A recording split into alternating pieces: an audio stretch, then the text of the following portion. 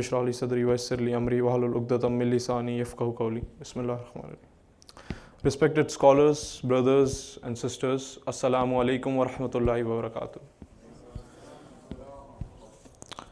Fatima salamullah alayha was set apart from other Muslim women from her birth. Her birth was welcomed by the angel Jibreel and holy woman, whose presence was believed to destine Fatima to carry out Muhammad's sacred line, marking her maternal function essential. Her childhood was characterized by the strong relationship she had held with her father. The Prophet treated Fatima with great amount of deference and respect, which was an anomaly when compared to the way women were generally treated in the pre-Islamic times. In fact, the burying of daughters alive was a common practice at that time, as it was frequently the most secure and fiscally sound solution for a family. When her mother Khadija left this world, she immediately filled her mother's place as the Holy Prophet ﷺ's shoulder and his support. No other example is more fitting to describe this woman than that of the courage and bravery she showed on the fields of the Battle of Uhud, when she cared for her father's injury the moment she noticed he was wounded.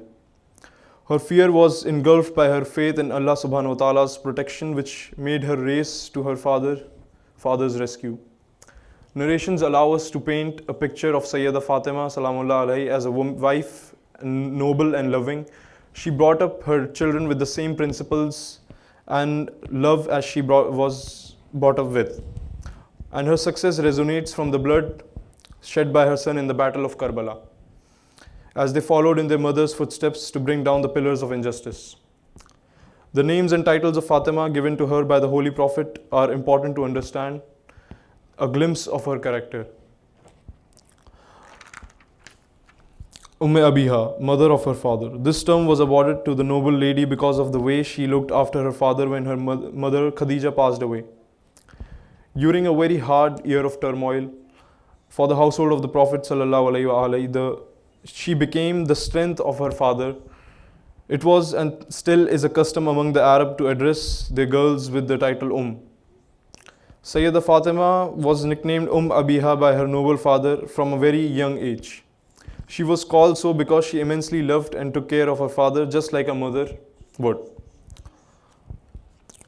As-Siddiqa, exceptionally truthful one. This name originates from the Arabic root word Sidq, which means truth.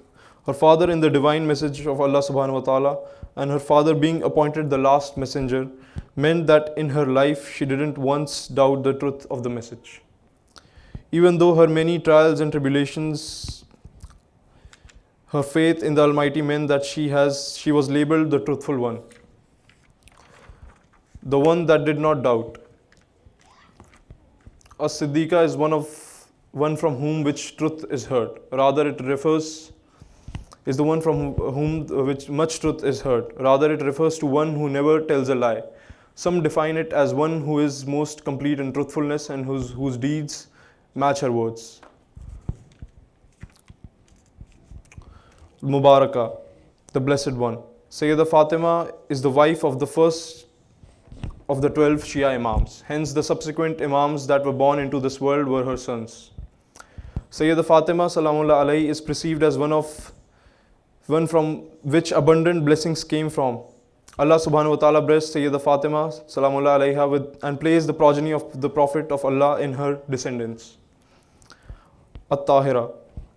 The Arabic word tahir in the Islamic context refers to the purity or cleanliness as the Quran states, and Allah only wished to keep all abomination far from you, O members of the family, and to keep you pure and spotless.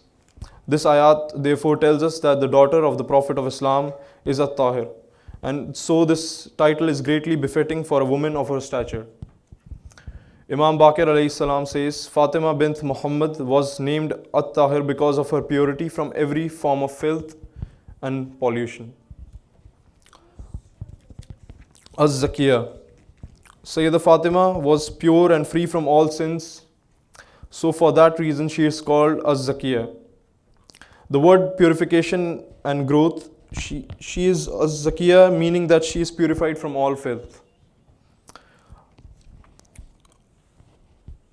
Al-Mardhiya, the one who shall be pleased on Judgment Day. As the Quran says, return to your Lord, well pleased, well pleasing. This is what Sayeda Fatima Salamullah alayha strived to do, and she certainly succeeded. Thus, this title was awarded to her by Allah subhanahu wa ta'ala's grace. Al-Muhaddatha, the one other than the Holy Prophet to whom an angel speaks. Allah granted her this ability through His mercy. This means the one who is inspired or has a true intuition. Imam Sadiq alayhi salam says, Fatima was named Muhaddatha because the angels would descend from the heavens and call out to her, just as they call out to Maryam, daughter of Imran. Az-Zahra. Sayeda Fatima is called Az-Zahra because Ibn Abbas narrates, the Prophet of Allah said, surely my daughter Fatima is the mistress of all women, and from the beginning to the end she is a part of me and the light of my eyes.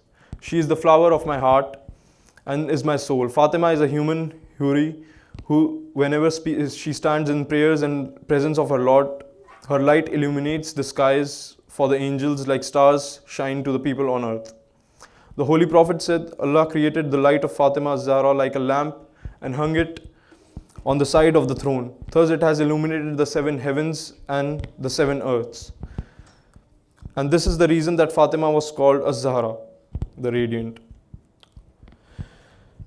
After the death of her father, the Holy Prophet, the family were unable to grieve in peace as there was constant conflict as a result of Imam Ali alayhi salam's declining to pledge allegiance to the oppressors.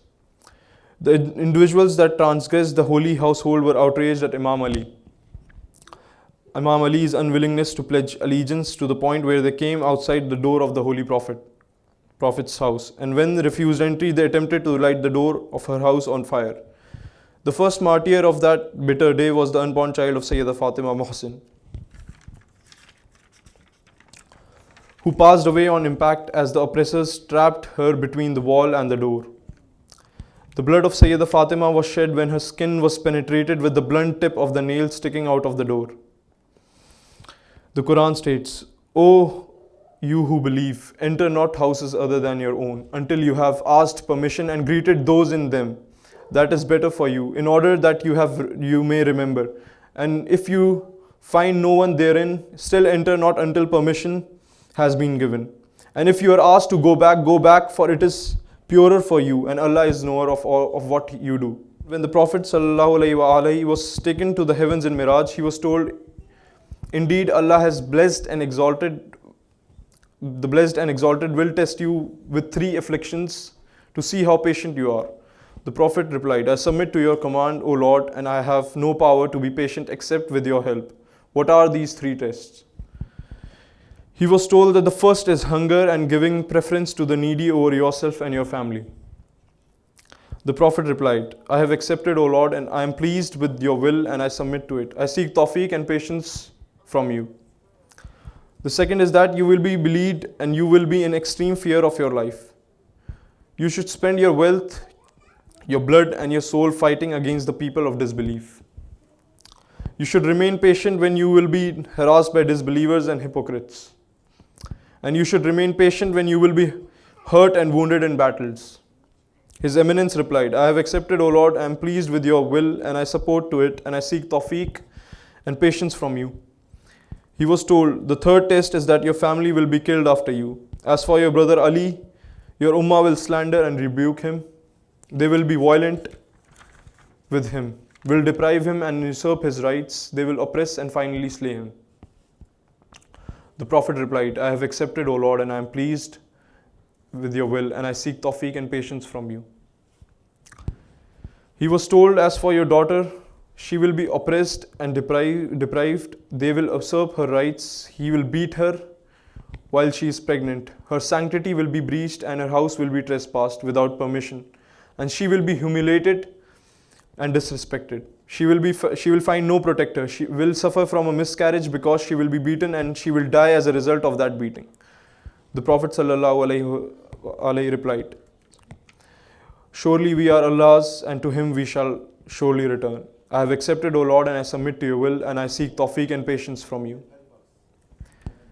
Then he was told, she will have 2 sons from your brother and one of whom your ummah will kill fraudulently. They will destroy his garments and ridicule him.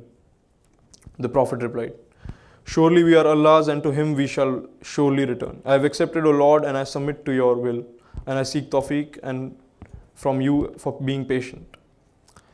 The Lady of Light departed from this intermediary world, leaving the knowledge of the exact location of her resting place to her husband Imam Ali alayhi salam.